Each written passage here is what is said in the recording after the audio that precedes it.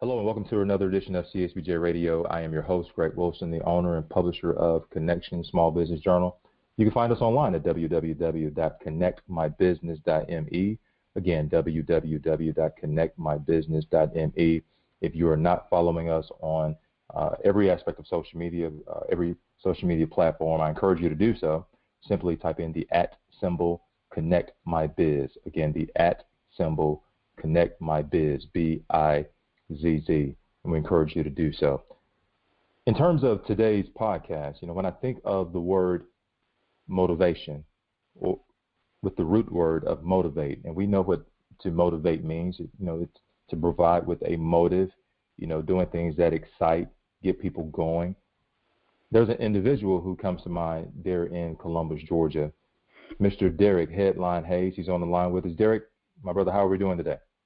Oh, Greg, it's great to talk to you. Like I tell people all the time, every day is great in the Peach State. Every day is great in the Peach State. I like that. How have you been? Oh, man, I've been blessed, man. Like I said, when you see things happening in your life, it's hard to be stressed. Good. That's right. So, Derrick, just bring us up to speed. Derrick Headline Hayes. How did you come up with the name Headline?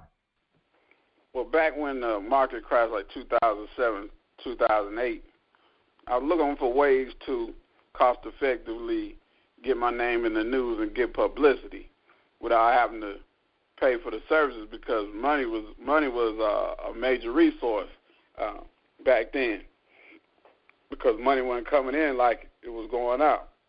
Mm-hmm. So I started finding these opportunities with resources like HERA, which means Help a Reporter Out, and ProfNet. And these are free services where you can subscribe to their newsletter, and daily you would get opportunities to be an expert and be quoted. Okay. And so I started submitting my information, and I was getting accepted. So I ended up being quoted on MSNBC.com, CNN.com. Hundreds of blogs were quoting me, and also there were opportunities where you would do podcast interviews, and also there were people that were writing books, and you could be a guest author in their books. So I just started saying, man, I'm making headlines. But Right. The beauty of it was when I decided to start helping other people and sharing these ideas and letting people know that they can do it as well. Okay.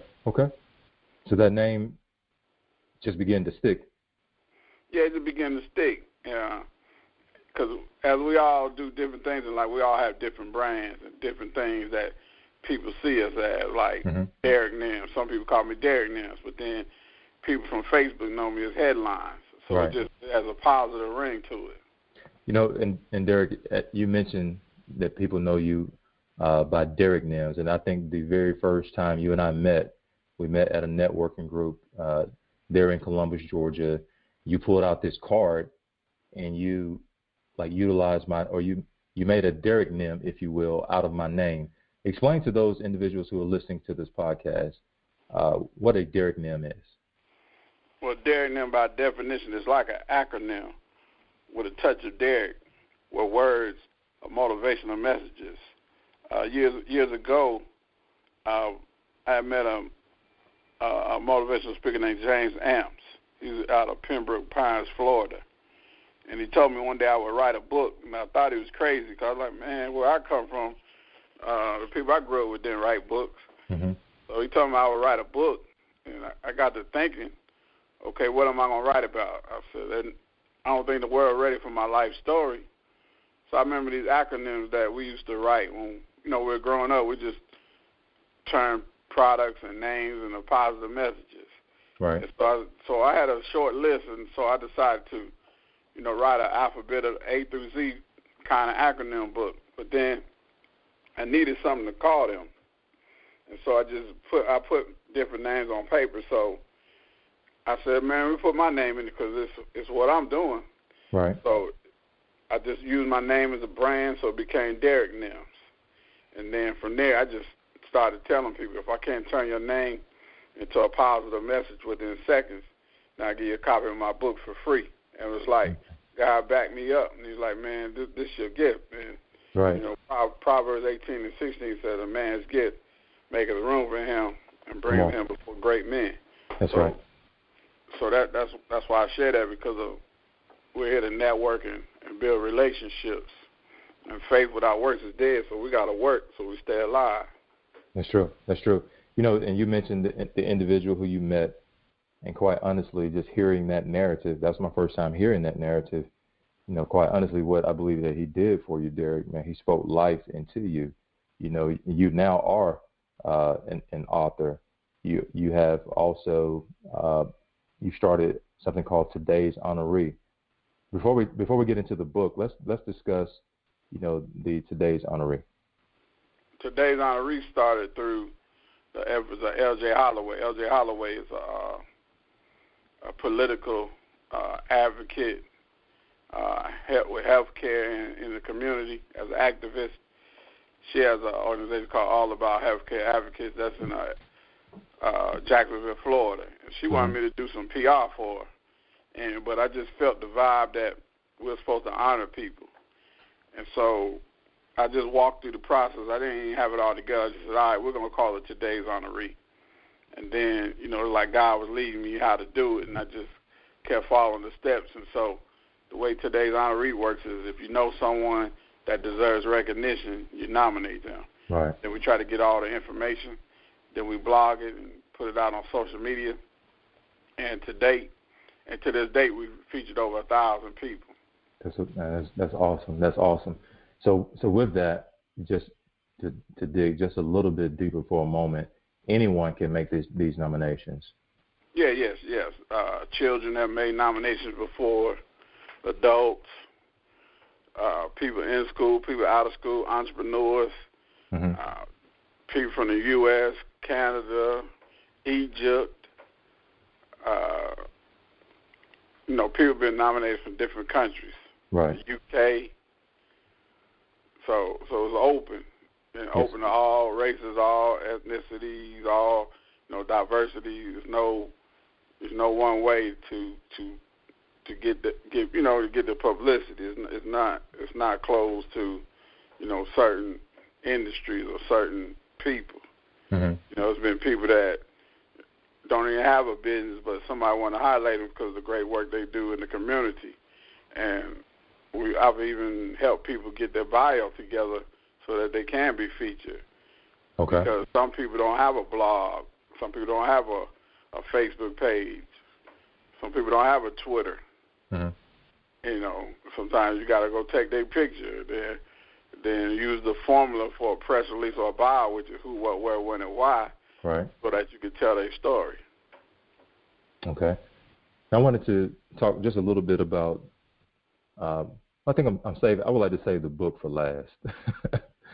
Because man, you are busy.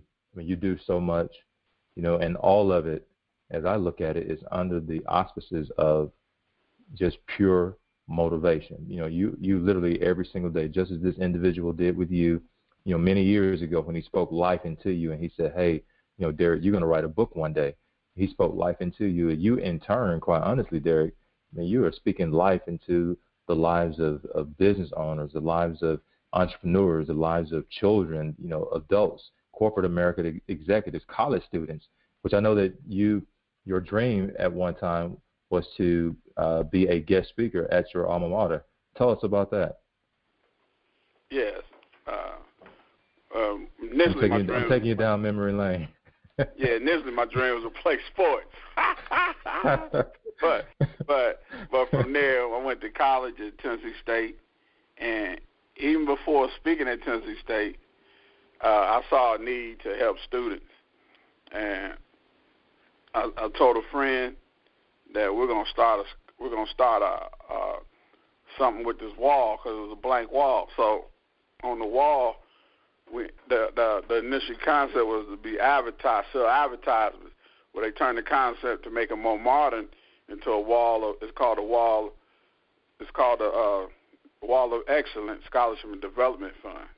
And so within maybe 5 to 10 years, the wall would have raised up to close to $1 million. And so it started off with an idea of seniors in college.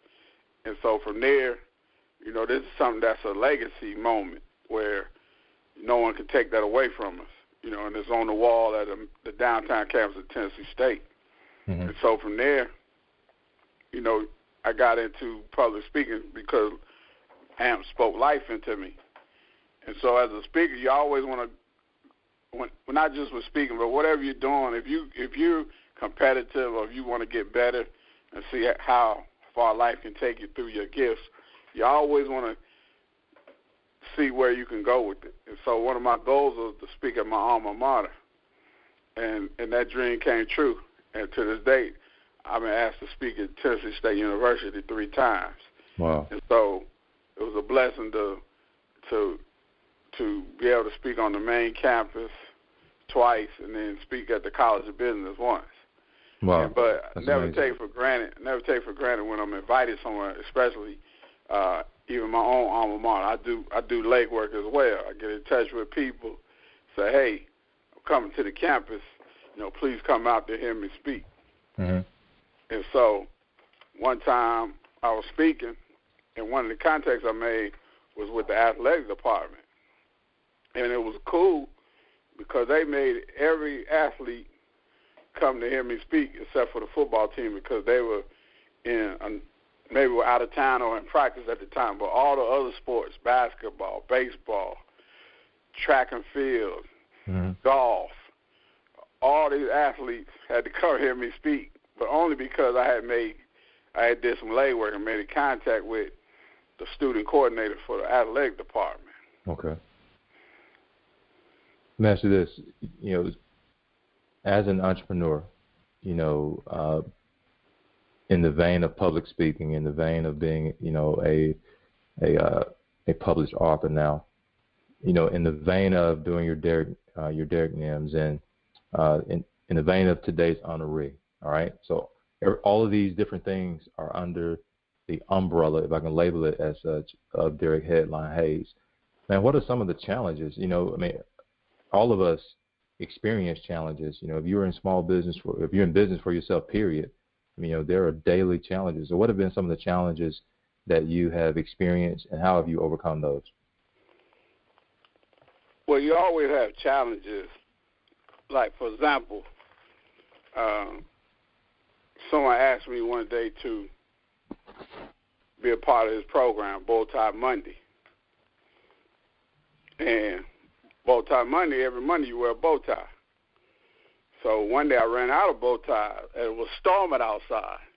Mm-hmm. Thundering, lightning, rain, darkness. But on Monday, I needed a bow tie. So the challenge was, am I going to go out in this storm, or am I going to find a way to get a bow tie? It never crossed my mind to call someone and say, hey, bring me a bow tie to school. Right. I started in my mind researching, how can I make one? Whether I find me some fabric or whether I turn something I had into one. So I thought about YouTube, and so I had all these regular ties. So I started learning how to turn a regular tie into a bow tie. And then I shared with my wife what I was doing, and she got excited, so we started doing the project together. So it was a challenge because when you first start something new, I was making mistakes. Mm-hmm. Right. But I kept practicing until I knew how to do it. And recently, I've even advanced myself where I said I wanted to learn how to tie a tie behind my back so that I can talk to people about how people talk behind your back. Right. But behind the scenes, you got to keep working. Right. So at first, it's awkward because your arms are back behind your head and it feels funny. It's not the normal motion. But through working it out, I was able to accomplish that task. Now I can teach people how to tie a regular tie, how to tie a bow tie, how to tie a regular tie to a bow tie. Okay. So it's just different challenges. Everything's a challenge. But I just keep working and practicing and not afraid of failure, because when I'm working with ties, to tie a real bow tie, it took me like 4 or 5 hours to get it. But I didn't give up. Now I can teach that to somebody. Right, right.